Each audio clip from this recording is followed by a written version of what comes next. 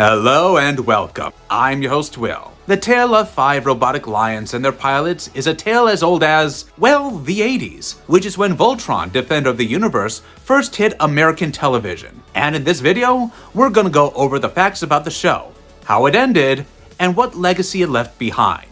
Let's get to it. Mega thrusters, power! For a lot of people, Voltron was less of an animated series and more of something you looked forward to after getting home from school and throwing your bag on the floor. We've all been there. Ready to form Voltron. Activate interlocks. Dyna-therms connected. Infra-cells up. Mega thrusters are go. Oh, don't tell me you didn't imagine that in Keith's voice. I mean, what's not to love about it, man? It had everything that could make a kid stop and stare. A team of space explorers, giant lion-shaped robots, a sword, monsters, space villains, and one massive defender called Voltron. But then comes the real question. What actually happened to the original Voltron, Defender of the Universe? How did the Lion Force story end? Why did the franchise shift away from the Lions? And how did fans cope after the original run was over? Today, we're gonna unload everything out in the open. So, let's get started right away.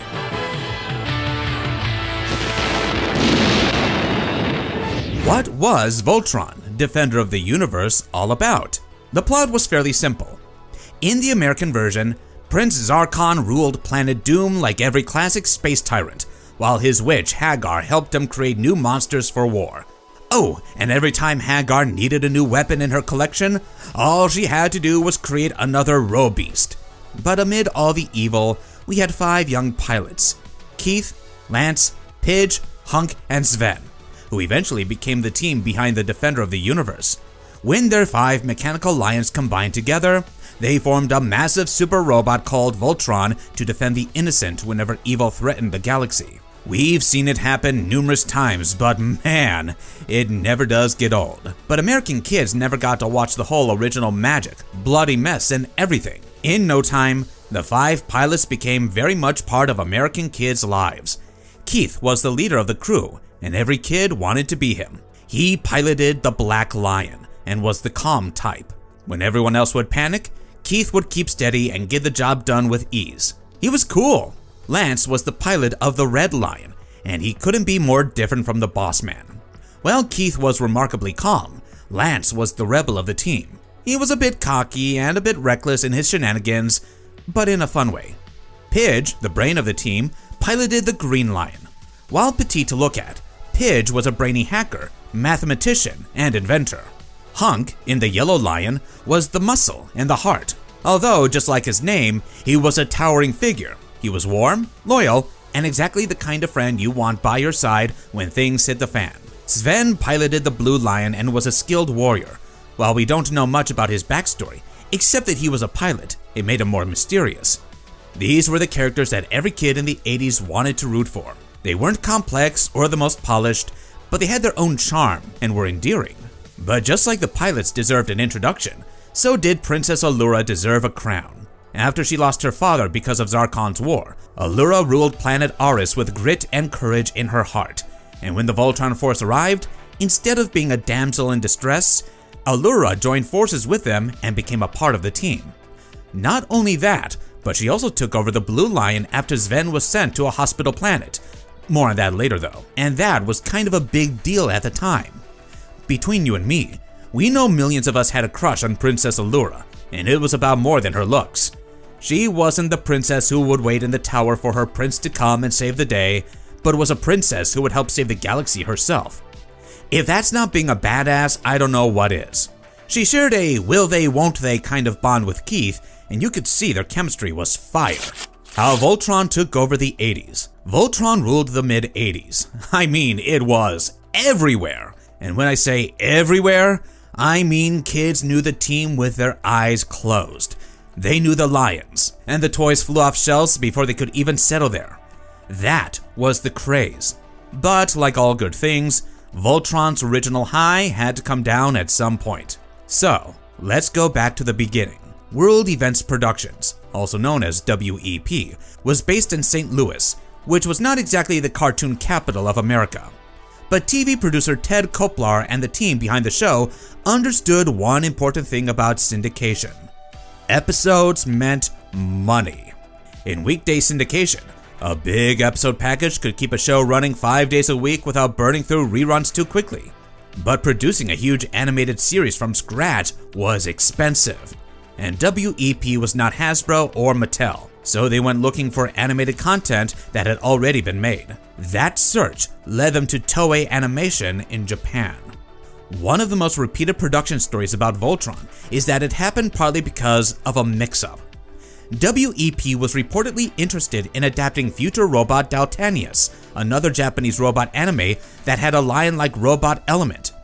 But when they asked Toei for the one with the lion, the company sent them Beast King Go Lion instead. Once WEP saw it, they realized they had something special, and the rest is history. But there was one big problem. Go Lion was much darker than what WEP wanted for American children. It had slavery, brutal violence, character deaths, and a traumatic backstory involving Earth after a nuclear war. Under all that grim material, however, WEP saw gold dust. They saw the lions, the space fights, the robots, the villains, and the toy potential. So they rewrote the show. They hired writers and voice actors, softened the deaths, removed blood, changed character fates, and wiped away the bleak post-nuclear Earth angle. Instead, the American version built a new space adventure story around planet Auris, the Galaxy Alliance, and a heroic fight to protect the universe. Take Sven, for example.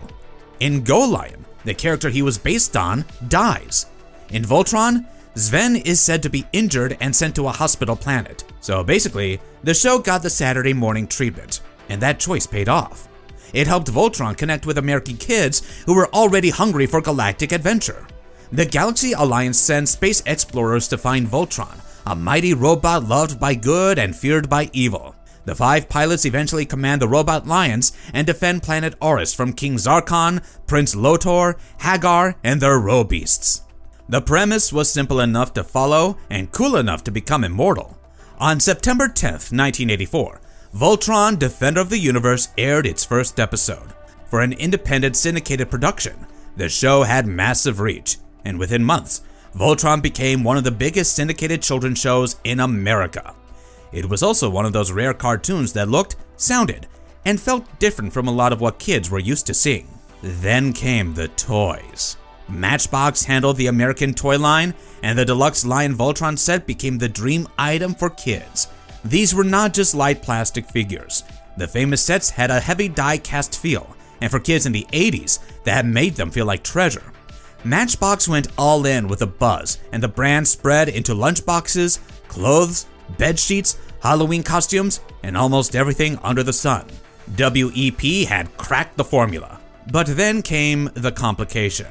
The original Go Lion footage gave WEP only so much Lion Force material. The broader Voltron plan was not just lions. WEP also adapted another Toei anime, Armor Fleet Die Rugger 15, as Vehicle Voltron. Instead of 5 pilots, Vehicle Voltron had 15 pilots split into 3 teams. The problem was that kids did not embrace Vehicle Voltron with the same intensity. Some loyal fans liked it, and it had its own charm, but it didn't create the same frenzy as the Lion Force. The lions were simple, iconic, and easy to love. The 15 vehicle robot was more complicated and harder to sell emotionally. That hurt the momentum. Another blow came in 1986 when certain Matchbox Voltron Lion toys were recalled because paint on some metal parts contained lead levels above the legal limit. That meant those toys were not suitable to be in kids' hands, and Matchbox had to deal with the damage.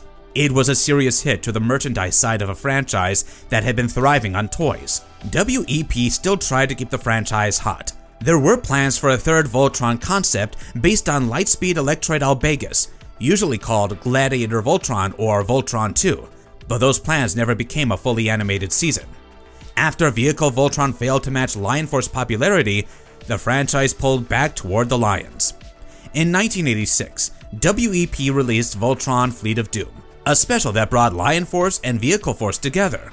But by then, the original lightning in a bottle moment had already passed. There were also rights issues over the years, especially because Voltron existed as an American reworking of Japanese Toei material. WEP had transformed the footage into an American phenomenon, but Toei's original animation was still part of the foundation.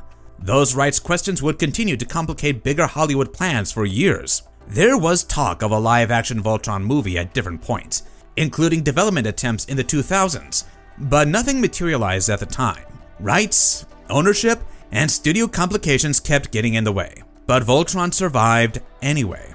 Classic Media later became involved with the property, and in 2012, DreamWorks Animation acquired Classic Media for $155 million. Decades after the original show, Voltron found new life again when Voltron: Legendary Defender arrived on Netflix in 2016 and ran for 8 seasons.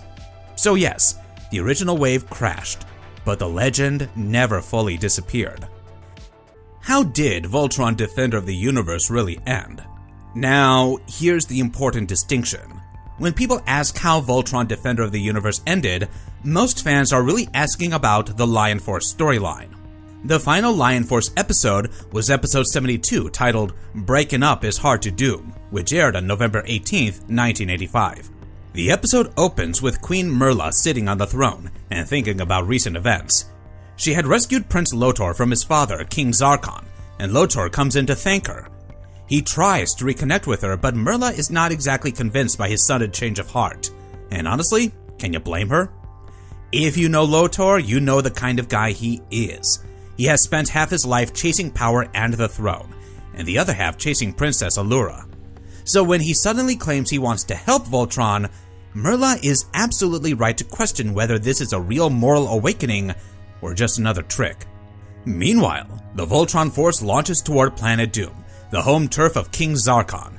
As the lions approach, they are attacked. Blue Lion is hit, Green Lion gets slammed by a rock and crashes into Red Lion. And before the heroes can even reach Zarkon's front door, Doom is already throwing everything at them. Zarkon contacts them and tells them to turn back. Corrin demands that Zarkon free his slaves, but of course, Zarkon refuses.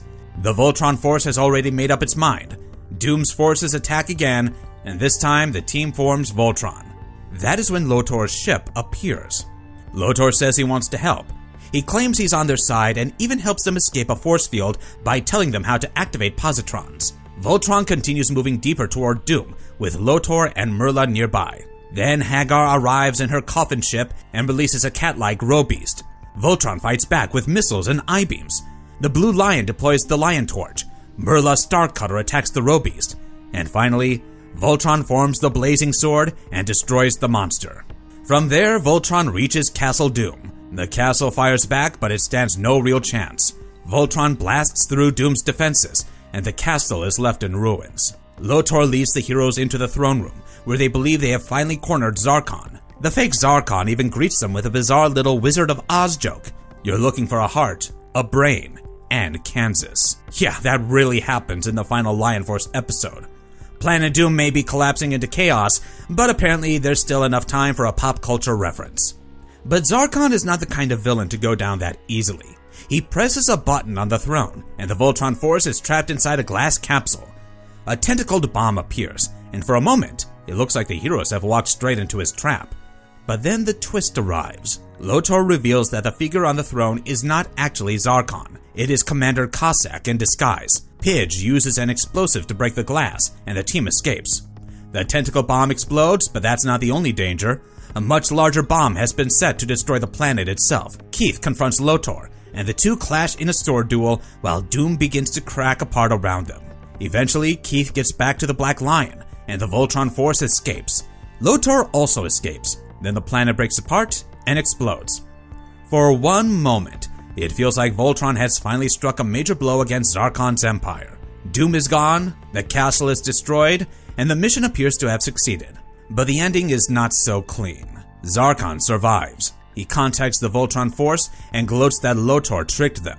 Lotor was never truly reformed. He was playing them the whole time. Keith angrily makes it clear that the fight will continue until Zarkon is stopped for good. So how did the Lion Force story end? Well, it ended with a victory, but not final peace. In Beast King Go Line, the ending was much darker and more final. Go Lion takes the fight all the way to the Galra Empire. Emperor Daibazal is ultimately killed after becoming part of a giant mecha beastman, and Syncline also meets a fatal end after Ryu Shirogane stabs him and the two fall to their deaths. By the standards of children's animation, that was quite harsh and dark, but American Voltron scrubbed a lot of that clean. The death of Daibazal, the death surrounding Syncline, Honerva's disturbing family reveal, and the bleak final consequences were heavily altered or removed.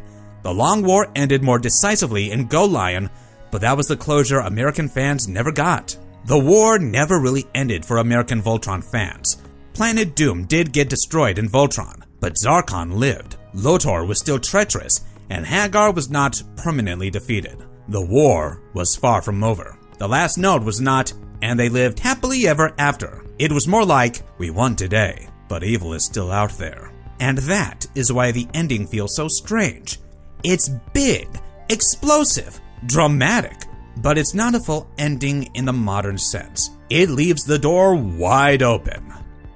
Difference between Japanese and American version. The Americanized version of Voltron had many changes from the Japanese one, because after all, WEP had to smooth out the rough edges for American kids who could watch it with cereal in hand. But mind you, these were not minor tweaks. They were a proper change of tone. While both versions begin with a group of space explorers getting caught in an intergalactic conflict, the details are very different. In Voltron, the team goes out into space and reaches a planet ruined by war. Here, the planet is Auris. The pilots are captured and taken to Planet Doom. They manage to escape and return to Auris, and ultimately side with Princess Allura against King Zarkon, who is responsible for everything going wrong in that part of space. However, in Go Lion, the pilots return from a mission and find Earth dead, toasted. Everyone has been killed and there is no sign of life after a devastating nuclear war. So Go Lion makes it very obvious right from the start that this is going to be a dark tale. And before the heroes can even process everything that has happened, they are captured by one of Emperor Daibazal's slave ships and taken to planet Galra. After that, the plot moves in a way Voltron fans would recognize, but the atmosphere is far more bleak and darker. And that's not it. The names of the pilots were changed as well, and they didn't merely rename one or two characters. Akira Kogane from Go Lion became Voltron's Keith, Isamu Kurogane became Lance, Hiroshi Suzuishi became Pidge, Tsuyoshi Seido became Hunk, Takahashi Shirogane became Sven, and Princess Fala became Princess Allura. Korin was based on Ribal, while Witch Hagar was Honerva, and King Zarkon from the American version was based on Emperor Daibazal. Even the monsters were not left alone. So Voltron's Roe Beast came from Go Lion's Death Black Beastmen and Mecha Beastmen, but one of the major differences came in the treatment of Sven's character. Like I already mentioned earlier, after his battle with Hagar, Sven gets hurt in American Voltron and is sent to a space hospital to recover. He eventually returns and falls in love with Allura's cousin, Princess Rommel. While Sven gets a second chance at life in Voltron, Sven's Go Lion counterpart didn't get the same lucky end of the stick. Takashi Shirogane is killed by Honerva and her Beastman, and it is cruel. Later, a near-identical character named Ryo Shirogane appeared in Go Lion as Takashi's younger brother, and footage of him was also repurposed into Voltron to keep Sven alive. So Go Lion wasn't shy about killing a character off, but on the other hand, Voltron kept it kid-friendly. In Go Lion, Ryo and Syncline, the Lotor counterpart, fall to their deaths in the final episode. However, Voltron changed the ending so Lotor survives and escapes. One of the interesting parts of the American version was that Voltron's Queen Myrla didn't exist in the original Japanese Go Lion. That was all Voltron, you see. The Japanese ending is also a whole lot different from the American version. While Lord Zarkon lived another day to make Voltron's life difficult, Daibazal gets a more final goodbye near the end of Go Lion. However, if we talk about the villains, Hagar and Lotor were heavily cleaned up. We already knew Zarkon was the tyrant, Hagar his witch, and Lotor was the villain prince with a dangerous obsession with Princess Allura. But it was really messy in Go Lion, with hidden parentage and lies. The Japanese version dropped a disturbing family reveal near the finale, and it was totally skipped in America's Voltron to keep things kid-friendly. In Go Lion, Allura's counterpart is Princess Fala, and Lotor's counterpart is Prince Syncline. Syncline's mother was revealed to be an Altean woman, which deepens the tragedy of his obsession with Fala, because Fala resembles the mother he lost. But the bigger family twist is actually about Honerva. Honerva is revealed to be Daibazal's mother, making her Syncline's grandmother. Syncline, unaware of the full truth when he lashes out, kills Honerva after she betrays him and helps Go Lion. After that, Syncline's ending becomes even more tragic. Instead of simply surviving like Lotor does in Voltron, Go Lion Syncline eventually falls to his death with Ryo. Hagar's death and Honerva's family reveal were removed from Voltron, and the American version keeps the villain situation much cleaner. So yeah, I get why that arc was dismissed from the Americanized version, because Kids TV America was never ready for that soap opera grenade. Behind the scenes, World Events Productions and the cast. While the original Voltron run ended in 1985, the voices behind the epic sci-fi adventure never really left pop culture. They continued working in commercials, animation, video games, and other franchises. Keith and Pidge were voiced by Neil Ross, which is honestly pretty wild when you think about it. The heroic leader of Voltron and the brilliant young Pidge came from the same performer. Ross continued working across animation and narration, including projects like G.I. Joe, Spider-Man the Animated Series, Transformers, and many more. Michael Bell voiced Lance and Sven. He later continued to be one of the most recognizable voices in animation, with credits across G.I. Joe, Transformers, Rugrats, and many other projects. Peter Cullen was already a legend because of Optimus Prime, and in Voltron, he voiced Corin and the narrator. That means one of the most famous voices in animation history was also guiding kids through the world of Aris and the legend of Voltron. B.J. Ward voiced both Princess Allura and Hagar, which is funny, because she was both a noble princess and the witch. That kind of range is one of those things you only really appreciate when you revisit these shows as an adult.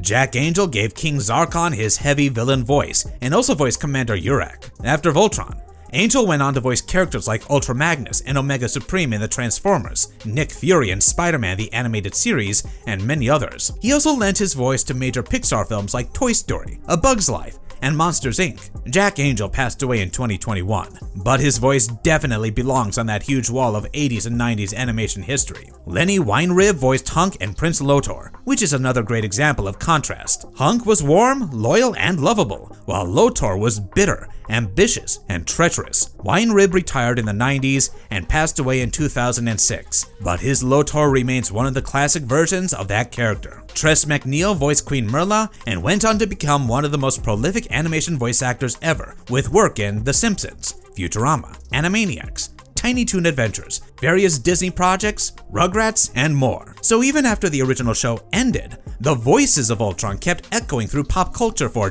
decades.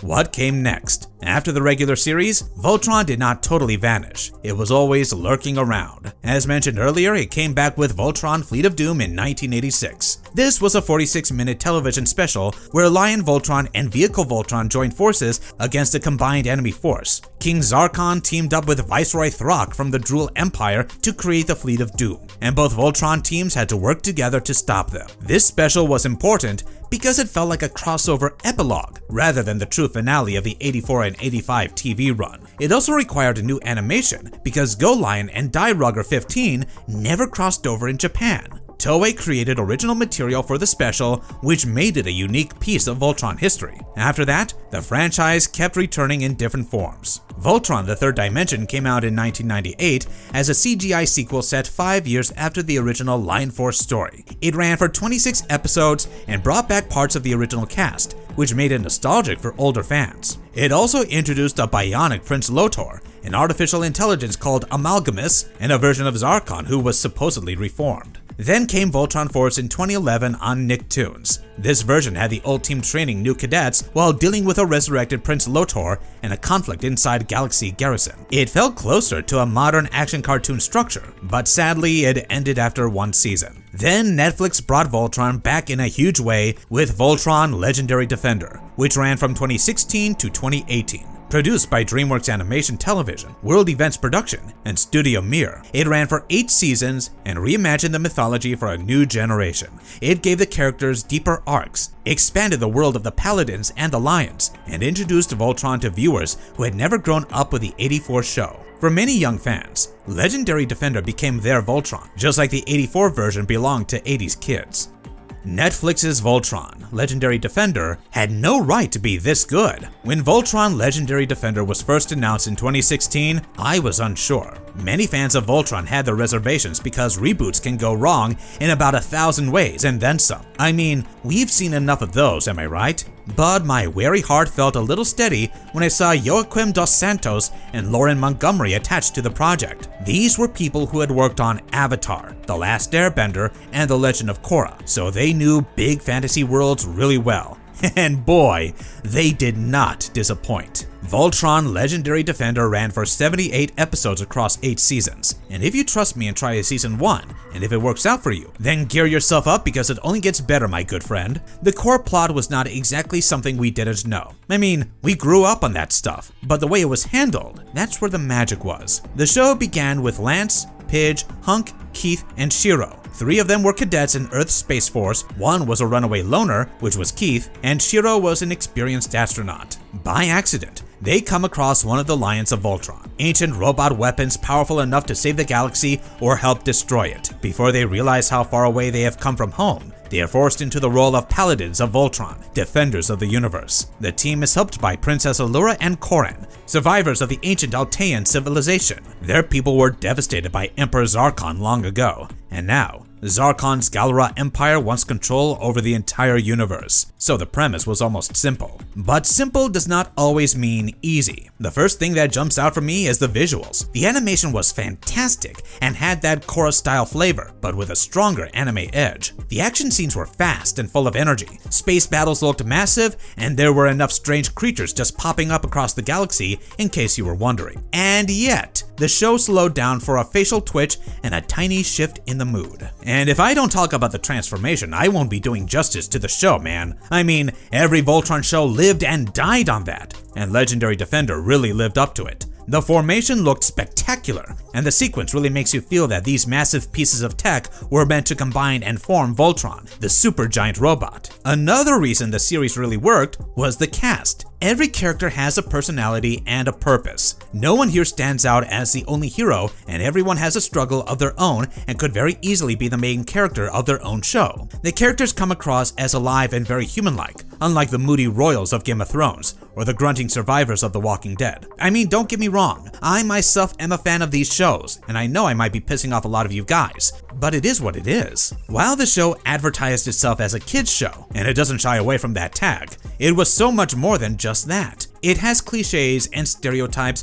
one would expect from a show like this, but at the same time, it's thrilling and doesn't dumb down just because it's a kids show. The voice cast also helped the case a lot, and the performances were excellent. The banter was funny and easy, and even when it became corny, you forgive the corny lines because the characters are all friends who know how to annoy each other and still risk their lives together 5 minutes later. The team energy was weird and chaotic, just like our assignment groups. You just might feel that you're hanging out with your friends who might do the stupidest stuff, and you would still trust them with your life. Now, I must admit that reboots are always tricky to handle. Many get wrapped in the nostalgia loop, while others just set out to make their own name. Legendary Defender just kept the right balance, if you ask me. While it respected the old Voltron, it wasn't scared to dance to its own tune. It honored the Lions, the giant robot, the Empire, and the whole Defender of the Universe idea. Yet it wasn't afraid to build its own path and walk on it with its head held high. But that doesn't mean that the show was perfect. It tried a little hard at times, and that showed, but there was no denying that the weight of Voltron was too heavy to bear. But as the series continued, the show could grow on you. It has a ton of action to offer and will make the full 8-season run worth your time. The show made me feel like a kid again, and pardon me if it sounded cheesy because, yes, it will. But there is no better way for me to put it. It brought back the same childhood high I felt when the team blasted through space or changed into the supersized Voltron. Without spoiling it for you guys, Legendary Defender is well written, beautifully animated, and every major character has a proper journey. So if you happen to find it on streaming and just dismiss it as a cartoon for kids, you might just be missing out. And for folks who have never seen Voltron before, Legendary Defender might just be the right place to start. I hope you're convinced. Future of the franchise. As of June 2026, the franchise is stepping toward live-action cinema again. Amazon MGM Studios has a live-action Voltron movie directed by Rawson Marshall Thurber, known for Red Notice and Skyscraper. The cast includes Daniel Quinn Toy, Henry Cavill, Sterling K. Brown, Rita Ora, John Harlan Kim, Alba Baptista, and Samson Kao. The movie has reportedly wrapped production and is expected for a 2027 release window. Earlier expectations pointed towards theaters, but recent reports say Amazon MGM is sending the film directly to streaming, either through Amazon Prime or MGM Plus. Until Amazon gives a final dated platform announcement, it is safest to treat the exact release date as developing. Reported cast details suggest Daniel Quintoy plays Keith, Sterling K. Brown plays Zarkon, Rita Ora plays Hagar, and Henry Cavill plays King Alfor of Aris. The movie is also said to introduce a new generation of pilots while staying true to the heart and spirit of Voltron. Sterling K. Brown has described the film as heartfelt, big, bodacious, dynamic, and wildly entertaining. And honestly, I hope he's right, because Voltron is exactly the kind of concept that deserves scale. 5 robots, a giant sword, planetary stakes, ancient heroism, space villains. That is blockbuster material, whether it comes to theaters or lands directly on streaming. Final thoughts. So, the original Voltron Defender of the Universe did not end with total closure. The final Lion Force episode gave us a massive victory, but not a final defeat of evil. Planet Doom was destroyed, but Zarkon survived. Lotor tricked everyone and escaped. The Voltron Force lived to fight another day, and maybe that's why the ending still sticks with fans. It didn't feel like the universe had gone quiet. It felt like the legend could continue at any moment. That is exactly what happened. The franchise returned through specials, sequels, CGI, Nicktoons, Netflix, comics, toys, and now a live-action movie. Voltron may have lost its original 80s peak, but it never really died. It just waited for the next generation to form the robot again. So that's it from my side today. If you enjoyed this breakdown, hit the like button, subscribe to the channel, and let us know in the comments down below which Voltron version you grew up with. And if by any chance you were a Vehicle Voltron kid, hey, speak up. Your 15-pilot robot has suffered enough. I'll see you guys in the next one. Have a good day.